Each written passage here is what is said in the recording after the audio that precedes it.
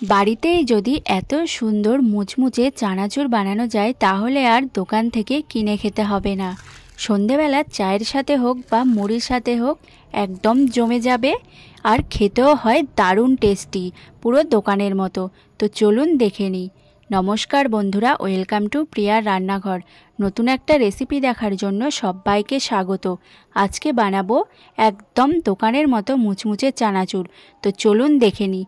তো প্রথমেই আমি কড়াইতে কিছুটা তেল গরম হওয়ার জন্য দিয়ে দিয়েছি। চানাচুর ভাজার জন্য তেলটা আমাদের গরমই প্রয়োজন, আর তাছাড়াও বেসন মাখার সময় আমার কিছুটা গরম তেল প্রয়োজন।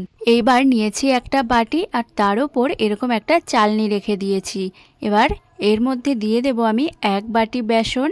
বেসনটাকে একটু ভালো করে চেলে নিতে হবে, তাহলে কি হবে, ব্যাটারটা খুব স্মুথভাবে তৈরি হবে।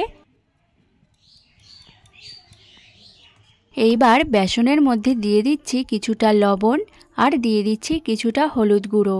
এবার প্রথমেই শুকনো উপকরণগুলোকে হাত দিয়ে ভালো করে মিশিয়ে নেব, তারপর একটা ব্যাটার তৈরি করে নেব। তার জন্য এখানে অল্প অল্প জল দিয়ে সুন্দর একটা স্মুথ আমি ব্যাটার তৈরি করে নিচ্ছি। আর এই বেসনটাকে খুব ভালো করে ফেটিয়ে নিতে হবে। যত ভালো করে ফেটাবেন তত ভালো কিন্তু বুন্দিয়াগুলো হবে আর কাঠি ভাজাগুলো হবে। আর দেখুন, ব্যাটারের ঘনত্বটা ঠিক এই রকমই রাখতে হবে, না বেশি পাতলা করা যাবে আর না বেশি ঘন করা যাবে। আর এই দিকে দেখুন তেলটা হালকা গরম হয়ে গেছে। এবার এখান থেকে কিছুটা তেল আমি তুলে নিচ্ছি, নিয়ে বেসনের ব্যাটারের মধ্যে দিয়ে দিচ্ছি। এইবার এই বেসনটাকে তেলের সাথে খুব ভালো করে আবারও মিশিয়ে নিতে হবে। তো দেখুন, এখানে বেসনের ব্যাটারটা পুরোপুরিভাবে রেডি। আর এই দিকে আমি নিয়েছি একটা মোটা সুজির প্যাকেটগুলো, এটা দিয়েই আমি কাঠি ভাজাগুলো তৈরি করব।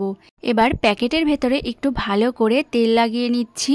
তেলটা লাগিয়ে প্যাকেটটা একটা গ্লাসের ওপর বসিয়ে এইভাবে ব্যাটারটা এর মধ্যে দিয়ে দিচ্ছি। আর এই বাকি যে ব্যাটারটা রয়েছে এটা দিয়ে আমি বুন্দিয়াগুলো ভাজবো। আর ব্যাটারটা এখনও একটু ঘন আছে, তাই এখানে একটু জল মিশিয়ে আর একটু পাতলা করে নেব। এবার দেখুন, বুন্দিয়া ভাজার জন্য ব্যাটারটা পুরোপুরিভাবে রেডি। ঠিক এরকম একটা ব্যাটার তৈরি করে নিতে হবে।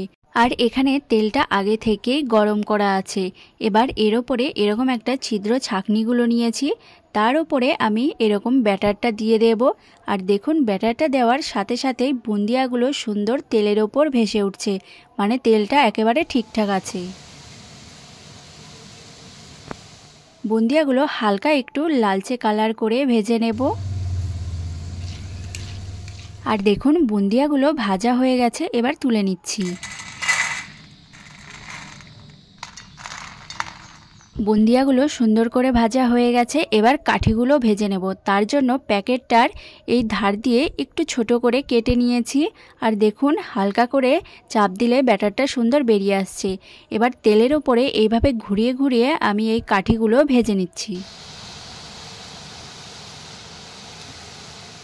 কাঠিগুলো একদিকটা হয়ে গেলে এইভাবে উল্টে দিতে হবে। এইভাবে একটু লাল লাল করে মুচমুচে করে ভেজে নিতে হবে। আর দেখুন, এখানে কাঠিগুলো সুন্দর ভাজা হয়ে গেছে, এবার তুলে নিচ্ছি। এইবার আমি একটু মোটা করে কাঠিগুলো ভেজে নেব। দেখবেন চানাচুরের মধ্যে একটু মোটা ধরনেরও কাঠি থাকে, তার জন্য এইভাবে একটু কেটে নিয়েছি। এবার এগুলো তেলের মধ্যে ঘুরিয়ে ঘুরিয়ে দিয়ে সুন্দর করে মুচমুচে করে ভেজে তুলে নেব। এভাবে একটু উল্টে পাল্টে এই কাঠিগুলোকে ভেজে নিতে হবে। যেহেতু একটু মোটা আছে তাই একটু সময় নিয়ে ভেজে নিতে হবে, যাতে মুচমুচে হয়। তো এই কাঠিগুলো লাল করে আর মুচমুচে করে ভেজে তুলে নিচ্ছি। এইবার এখানে আমি নিয়েছি ছোলার ডাল। এই ছোলার ডালগুলো আগের দিন রাতে ভিজিয়ে রেখেছিলাম। সকালে এগুলো সুন্দর করে জল ঝরিয়ে শুকনো করে নিয়েছি।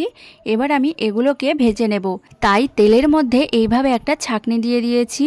আর এইভাবেই ছোলার ডালগুলোকে ভেজে নিতে হবে।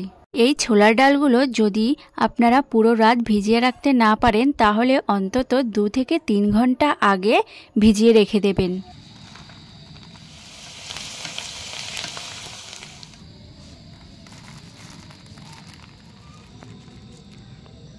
ছোলার ডালগুলো ভাজা হয়ে গেছে, এবার ওই একইভাবেই আমি কিছুটা চিড়ে ভেজে নেব।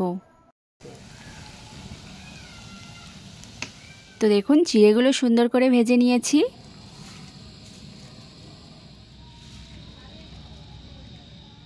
এইবার ভেজে নিচ্ছি কিছুটা বাদাম।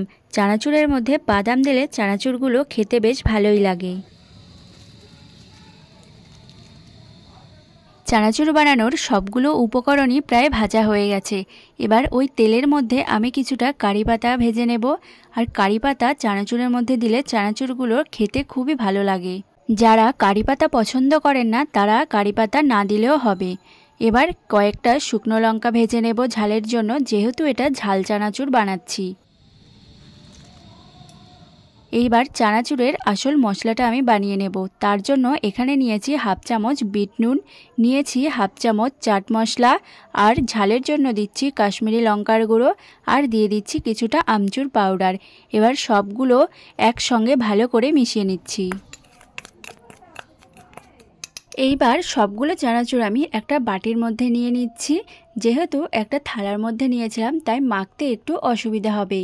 বাটিতে নিয়ে কাঠিগুলো একটু হাত দিয়ে ভেঙে নিতে হবে।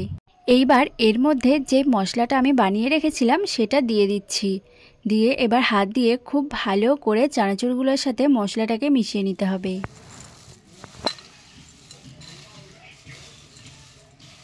তো দেখুন চানাচুরগুলো খুব ভালোভাবে রেডি হয়ে গেছে। এবার একটা প্লেটের মধ্যে নিয়ে নিচ্ছি।